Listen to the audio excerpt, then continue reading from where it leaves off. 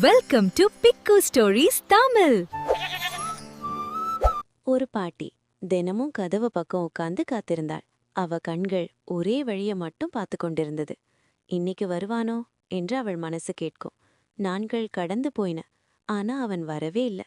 காலை மாலை இரவு அவள் அதே இடத்தில் காத்திருந்தாள். வயசு கூட உடம்பு சோர்ந்தாலும் நம்பிக்கை மட்டும் அவளை விட்டு போகவில்லை. ஒரு நாள் அவள் கண்கள் மெதுவாக மூடியது. அந்த வீடு, அந்த வாசல் அமைதியாகி விட்டது. அதே நேரத்தில் ஒரு மனிதன் அவசரமாக வீட்டை நோக்கி வந்தான். அம்மா என்று அவன் குரல் நடுங்கியது. ஆனா அவள் இனி பதில் சொல்ல முடியாது. அவன் அன்றே வந்தான்.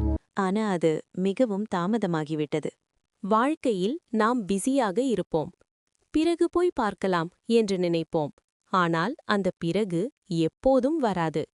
இந்த கதை சொல்வது, நேரம் இருந்தபோதே அன்பை காட்டணும்.